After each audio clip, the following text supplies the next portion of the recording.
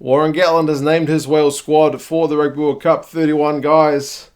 Not without a couple of curveballs. I think for the most part, most of the guys you kind of expected to be there are there. But like I said, as with most of the squads that are being named so far, there's some guys who will be pretty hard done by to miss out. I think a big talking point with Wales will be the props, but yeah, I'll go through the guys. You guys can let me know your thoughts on who's maybe fortunate to be there, who's unlucky to miss out.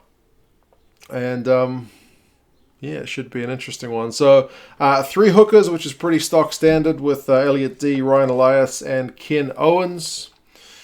Pretty much everyone's taking 3 hookers. I think Gatland in his press conference said that Elliot D probably needs a few more minutes in this upcoming game against Ireland. But other than that, those 3 guys, I think Ken Owens, this is his 3rd Rugby World Cup, so he is the veteran and he will be playing a lot of minutes as well.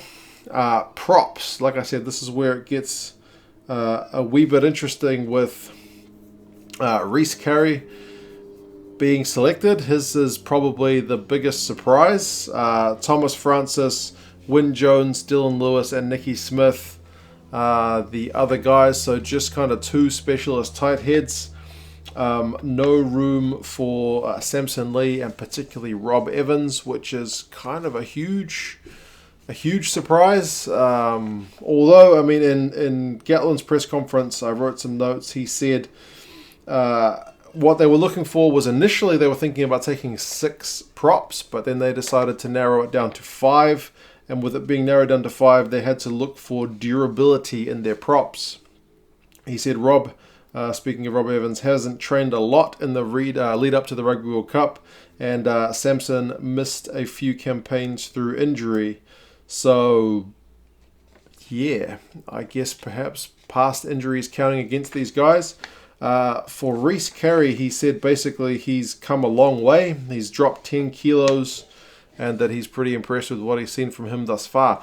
I was certain that guy was only getting the game the other day, so that if he was called up due to injury, then perhaps, he's not making his debut at a Rugby World Cup, but he has made the starting lineup, so good on him. 21 years of age, 1 cap, going to a Rugby World Cup, so congratulations to him, I guess. Commiserations to Rob Evans and to Samson Lee, but you know that they'll be on call-up should the worst happen to the guys who are going. As with all the guys who have missed out, they can't just kind of count their chicken that everything's done and dusted. There's still a chance for them to go. But yeah, that's interesting. Wyn Jones, he said, also is kind of going to be expected to cover both sides of the scrum if needs be, which is it's a tough job to do, but Gatland's got faith in him, so we'll leave it with the boss. Locks, Jake Ball, Adam Baird, Corey Hill, and Alan Wyn Jones, who is captain. About Corey Hill, they said they expect him to be fit. I think he's still got a fracture. Fit for perhaps the 2nd game, and they'll make their assessments as time goes by. If it needs to happen, they could potentially cut him without playing him if he doesn't recover, which is basically what Gatland hinted at. So loose forwards, James Davis, Ross Moriarty, Josh Navidi, Aaron Shingler, Justin Tipuric, and Aaron Wainwright. He also mentioned the potential for Shingler to cover the 2nd row if needs be. Even without Faletau, the Welsh back row always looks pretty good, and it looks likewise good here. 3 scrum halves, as I said in some previous videos. Some teams are going 2, like England, Argentina, Australia. Some teams are going 3, like South Africa, New Zealand. So Wales are opting for 3 in Aled Davis, Gareth Davis, and Thomas Williams.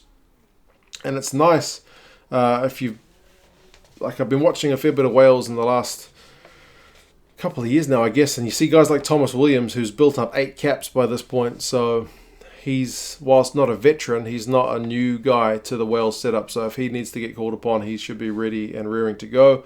The number 10 question was a big one because it was always going to be Dan Biggar. Without Gareth Anscombe in the picture due to his injury, it was going to be between Jared Evans and Rhys Patchell. And Gatland alluded to it in the press conference that basically, based on that last performance against Ireland, it's Patchell. He just said that, he based on the Ireland game, Yeah, he controlled the game well, and I mean you could see that he really had a good impact. So congratulations to Rhys Kerry. I'm a fan of his, so it's good to see him going to the World Cup. And for Jared Evans, he's still young, so he's got time to get back into that frame. Midfielders, you got Jonathan Davis, Hadley Parkes, Owen Watkin. And then everyone else is pretty much outside backs, and Josh Adams, Helen Amos, George Northley, Halfpenny, and Liam Williams. So they're certainly well covered at fullback and guys who can play on the wing as well.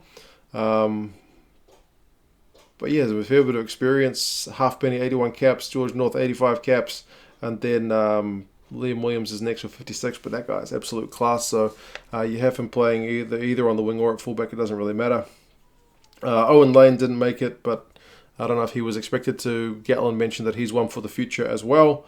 Scott Williams missed out in the midfield. I guess he'll be not that far away in terms of the depth, with only Davis, Parkes, and Watkin covering there. Bradley Davis in the second row. Again, it depends how the other guys come through. But yeah, I think it's the props that's going to be the main conversation with this Welsh squad. Interesting. I've got a lot of faith in Gatland, man. The guy is a smart guy, and you can see since 2015 he has really been building this squad for a distinct purpose of having experience across the board in loads of positions ready for the World Cup, and that seems to be exactly what he's got. Guys with only single-figure caps to their name. Ryan Elias with 8, Rhys Kerry with just the 1. He is definitely the bolter of the squad. James Davis with 5. Thomas Williams, like I mentioned, with 8. Everyone else is into double figures. So there's a lot of confidence that you would look at this Welsh squad with. Fair bit of people giving these guys grief since that number 1 world's ranking thing, but I look at that squad and think it's going to be a tough team to beat come Rugby World Cup time. But yeah. You guys let me know your thoughts on the squad. They've got Fiji, they've got Australia in their pool. It's going to be some interesting times to see how they go. The Fijians recently beat the New Zealand Māori in one game, but then they lost the second match between those teams. So they are capable of a fair bit and will play a pretty quick-paced game. The Aussies seem to peak at World Cup time, but I guess you never know. In recent years, they've really had the wood over the Welsh, but in that most recent game, the Welsh got the victory, so that'll give them all kinds of confidence going into the World Cup against the Aussies as well. You guys let me know your thoughts on the squad. As I said, I've mentioned a few guys who missed out. I'm sure there are more that you guys will let me know. How well do you think the coverage goes in each position? How are you feeling about the propping situation? And yeah, I'll talk to you guys again soon. See you later.